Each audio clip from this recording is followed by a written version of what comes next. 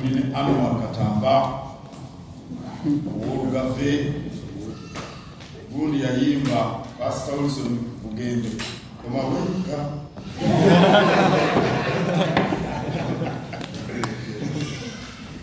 ndiwa naiba minister w'ekitiibwa David Mpanga w'ekitiibwa Prosperous Nankin Kavuma w'ekitiibwa Joseph Kawuki w'ekitiibwa Noah Kiyimba mbakulisa mwenna amazukira abagayiseemu nsuubira byabagendedde bulungi abasiraamu abali mu kisiibo nga Anwar Katamba nkakasa nti nammwe byonna byabagendera bulungi mwenna. Ekituleese wano kugera ku mazaalibwa ga Ssaabasajja Kabaka ku Lwokuna lwa Ssabbiiti egambo okuusa enkya nga 13 Ogwokuna Ssaabasajja Kabaka Ronald Mwenda Mutebi II agenda kuweza emyaka 68. Twebaza Katonda amuwadde obulamu era Katonda tumwebaza olw'emirimu gyamukozesezza mu bbanga eryo. Abaamulabanga muto mu Luwango lwa Primary School, abaamulabanga muteekuddo, abaamulabanga muteekungereza, abaamulabanga muvubuka, bangi kugondoza baali tebalowooza nti nno anaabeera kabaka natula ku nnamulondo naddala oluvannyuma bye twayitamu. Awo nno okwebaza Katonda kikuuno ekyamazima kubanga mu myaka gino 68 mu myaka 3 eginaatana gy'okuwera emabega yazza engoma ya Buganda. Kale Katonda tumwebaza nnyo. Ennaku zino ze tubaddemu ez'okukuza amazuukira oba Pasika okuva ku Lwokutaano okutuuka ku Lwessande, amasinzizo gaawadde essaala ey'enjawulo eyeebaza Katonda olw'obulamu bw'Omutanda. Ku Lwokutaano twawulira abakulembeze b'eddiini y'Obusiraamu nga basabira nnyinimu. Ku Lwomukaaga twawulira abakulembeze b'eddiini y'aba Seventh Day nga nabo bakola kyekimu. Ate ne ku Lwessande Abakristo nabo bakoze bwe batyo. Tubeebaza olw'okusabira baffe naye n'abantu bonna kubanga wadde nga abakulembeze b'eddiini baatwogeredde, nkakasa nti n'abantu ssekinnoomu mu ssaala zaabwe ez'olwatu n'ez'omukasirise baasabidde Omutanda, baasabidde ne Buganda ebukalemu emirembe. Ku Lwokunanga ennaku z'omwezi 13 Ogwokuna tujja kuba n'okujaguza mu Lubiri e Mmengo, naye omukolo gwa bbaluwa era nsaba abo abaaweereddwa ebbaluwa bajje nazo ku Lwokuna. Ku olwo Ssaabasajja Kabaka ajja kulabikako eri Oluganda. Bwe nabadde erubaga mu Lutikko ku lunaku lwa Pasika nategeeza Oluganda nti Omutanda mu Lubiri mwali alamula Oluganda. Olwajjo ndowooza ab'Entebbe eyo mu Busiro baamuuse Buliro, naye ate ndowooza nammwe ndowooza abaamuuse Obuliro basinga n'ab'Entebbe kubanga emitimbagano gijjuddeko ebifaananyi n'amawulire ga Bukedde ngalabye gawandiise. Muwandiise bulungi, mwebale ba Bukedde, mwebalire ddala. Okuva mu 2020 emikolo gy'amazaalibwa tubale tukola mifunda. Omanyi obulwadde buno bwalumye mama gwe n'ebiddiridde bitutawaanyiza nnyo. Naguno nagwo gujja kuba mufunda naye nga gwa kitiibwa ddala ekijja mu Beene. Tujja kuba n'okusaba ku lunaku olwo mu Lubiri okunaakulemberwa aba Seventh Day ate wajja kubayo n'ebisanyusa. Obuvunaanyizibwa obw'okuteekateeka amazaalibwa ga nnyinimu bwakwasibwa ekitiibwa David Frederick Kisitu Mpanga nga ye minisita avunaanyizibwa emirimu egy'enkizo. Sirowooza nti waliwo okumu abali wano awakana nti amazaalibwa ga Kabaka ga nkizo. Era bwe naamala okwogera nja kumusaba atuyitiremu mu kufunza enteekateeka nga bwegenda okubeera. Ayambibwako ow'ekitiibwa Prosperous Nankindu n'ow'ekitiibwa Kawuki. Naye ow'ekitiibwa Kiyimba ku lukiiko lwali mu bukulu bwe nga akulira emikolo egy'abagenyi mu Bwakabaka, ate n'amawulire kubanga kikulu nnyo okuteekateeka Obuganda n'ensi yonna bimanye.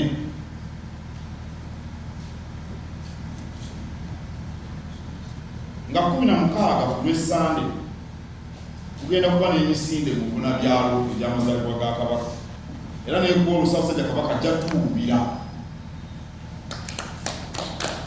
Nsuubira abamawulire mwe mwasoose okugula obujoozi, kubanga ate banaabalaba batya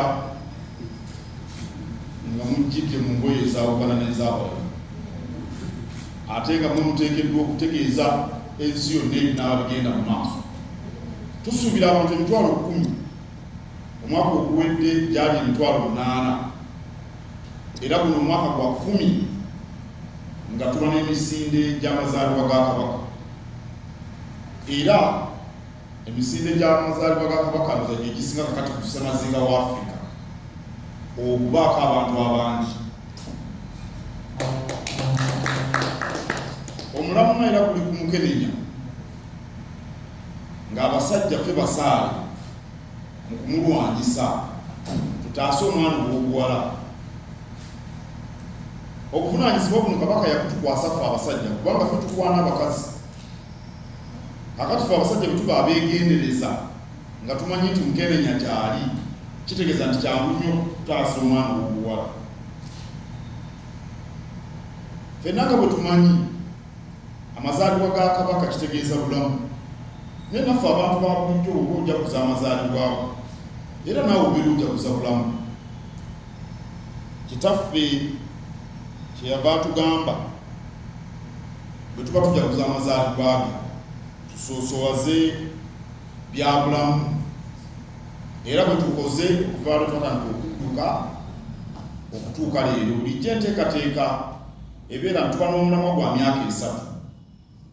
Naye kaakati ku luno ekyokulwanyisa Mukenenya nnyinimu yakyongedde emyaka emirala 3 ne gibeera emyaka 6. Twavudde kalombolombo kali kubanga okusooka ab'ekitongole ekirwanyisa Mukenenya ekya UNAIDS eky'ekibiina ky'amawanga amagatte United Nations bamusaba atwale obuvunaanyizibwa obw'okubeera emmunyenye mu kulwanyisa Mukenenya, n'akkiriza. Ate nga twagala okuba Mukenenya wano mu Uganda olwa 2023 lunaatuukira nga tekyali Mukenenya, nga tumwogerako bwogezi ng'obulwadde obwaliwo. Kale yasiima twongereyo emyaka emirala 3 nga tulwanyisa Mukenenya. Kale mukiraba obuwangwa bwaffe bwe tusobola okuweyambisa ate okukulaakulanya eggwanga. Njogera bwe ntyo kubanga amazaalibwa ga Kabaka gakkaatiriza obuwangwa bwaffe, ate nga bw'obeera omulamu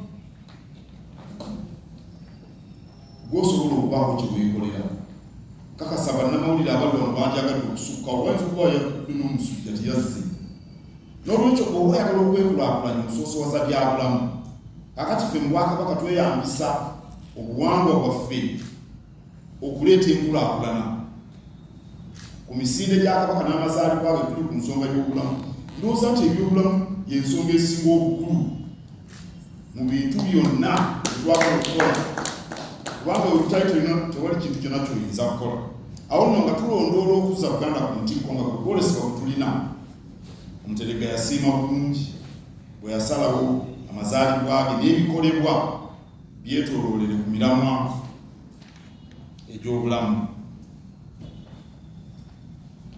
njagala nnyo okwebaza abavujjirizi be tutambudde nabo mu nteekateeka y'okujjukira amazaalibwa ga Kabaka, abakulembedde Airtel, bannaffe abawagira si misinde gino gyokka, naye bawagira amazaalibwa, emisinde, emipiira gy'amasaza, kusiibula abasiraamu n'ebirala bingi. Muganda agamba akuwakuwa be bawagira ne kampuni yaffe ya Printing. Nebaza aba DFCU Bank, nebaza aba Nirvana Water, nebaza aba Vision Group, nebaza aba Vision Group aliwa kulumba genda olwo bwe ekifaananyi nga ng'okweba nebaza aba Vision Group ukedde amawulire mugalaba bulungi nnyo naye nammwe mwenneeyo gye mwaddukireyo abantu Katambi ebintu mubigyeyo bulungi bwe munaddira eka ng'ebintu biteredde bulungi. Tubeebaza nnyo abavujjirizi. Mukama waffe tugenda kujaguza amazaalibwa ge ag'emyaka 68. Buli mwaka Mukama wange bwe tujaguza amazaalibwa tujjukira nti bwe tugamba ggwanga layisa abasajja tugenda tusaba Katonda amuwangaaze era natugaza Katonda olw'okumuwangaaza. Era abaliwandiika ebyo bya Buganda ndowooza Kabaka Mutebi II anayingiramu nga Kabaka asinze kuba omu ku basinze okuwangaala mu bulamu n'okuwangaalira ku Nnamulondo. Kusanga jjajja we Kiggala yakyakutte kati ku nsonga eyo naye tumwagala awangaale n'okusinga jjajja we Kiggala. Mukama wange omukolo nga bw'ogulambise kujja kubeerawo ennaku z'omwezi 13 omwezi guno, era gujja kutandika ku ssaawa 6 ez'emisana mu Lubiri e Mengo. Omukolo gw'abantu 205 abayite era ebbaluwa zaabwe Mukama wange zibatuuseeko oba zinatera okubatuukako olwaleero engeri gy'obadde okuwummula okwa Pasaka. Buli mugenyi omuyite tumusaba ajje n'ebbaluwa ye, era tujja basaba okutandika okutuuka ku ssaawa 4 okutuuka essaawa 4 n'essaawa 5 n'eddakiika 15. Mu budde obwo tusobozese abagenyi okuyita mu mitendera egy'obukuumi ate n'okutuuzibwa obulungi ku mmeeza zaabwe ezinaabeera entegeke. Kama ssaawa 5:15 okero ssaawa 5:45 Katikkiro ajja kutuuka, ate Ssaabasajja Kabaka asuubirwa ku Nnamulondo okutuuka ku mukolo ku ssaawa 6 gwennyini. Mukama wange omukolo guno mu budde obwo ng'abagenyi batuuka ne Ssaabasajja Kabaka wanaatuukira, wajja kubeerawo abagoma abasanyusa abajja okuba nga bayimba n'okuzina amazina amaganda, era Ssaabasajja Kabaka bw'anaatuuka be bajja okumwaniriza. Ssaabasajja Kabaka nga atuuse ku Nnamulondo tujja kuyimba ekitiibwa kya Buganda, tufuna amaliriza ekitiibwa kya Buganda n'oluyimba olw'eggwanga. Tujja okulemberwa, wajja kubeerawo essaawa entongole ey'enjawulo egy'okulemberwa Ssaabalabirizi wa Kanisa eya Seventh Day Adventist Church. Essaawa eno eneeba ewedde, wajja kubeerawo okusanyusibwa aba Kampala Music School Orchestra nga bebakola ebivuga nga bakulemberamu abayimbi aba Christ the King Choir. Kuno kujja kubeera kuyimba mu nkola eya Bangereza ey'Abazungu eya classical music, era Mukama wange bwe banaaba bamaliriza ennyimba nga ziizo wajja kubeerawo okwogera kwa Katikkiro. Emikolo gy'ennaku zino obutafaanana mikolo nnyo n'egy'edda tegiwangaala nnyo, tegiwaawala nnyo, n'olwekyo okwogera kwa Katikkiro kujja kutwaliramu okwogera kwonna okwandibadde ku mikolo gino, okutera okusuubirwa ku mikolo gino. N'olwekyo Katikkiro anaaba afudde ku kazindaalo ate wajja kubeerawo okusanyusa okwenjawulo nga ku luno tulina abeeka jazz band bakubiremu Ssaabasajja Kabaka ennyimbi ezisanyusa era ezimuyozaayoza okutuuka ku myaka 68. Wajja kubeerawo okusala keeke era Ssaabasajja Kabaka wonna bamaze okugaba keeke tujja kuddaazanga ekitiibwa kya Buganda omukolo gukomekerezebwe. Awamu tusuubira nti omukolo guno gujja kubeera gwa ssaawa 1:20 era obutasukka ssaawa 3:30. Mukama wange Ssaabasajja Kabaka yasiimye nti abagenyi be ajja bagamba ekyemisana era n'olwekyo ye bonna baavudde ku Namulondo abagenyi bajja kugabulwa ekyemisana. Naye ku oyo atali muyite wa bbaluwa toterebuka era tokuba musuubi kubanga emikolo gyonna gijja kubeera butereevu ku BBS Terefayina, ejja kubeera butereevu ku CBS, ate BBS Terefayina ejja kuteekawo omukutu omugezi tebaita link ogunaasobola okugattibwako abo abalala abagala okukwata ekifaananyi okukiweereza ku mikutu egyabo. Wajja kubeerawo engeri gyetusobola okuweerezaako ebifaananyi n'amaloboozi n'ebitundutundu eby'ebifaananyi ku mikutu egya social media egy'enjawulo. N'olw'ensonga eyo wali eka watuwuliza balaba era ofuna ebbaluwa ojja kuba osobola okugoberera emikolo gino era n'okwenyumiriza n'okwota ku Ssaabasajja Kabaka ng'oyita ku ssimu yo, ku televizoni yo, ku rediyo yo.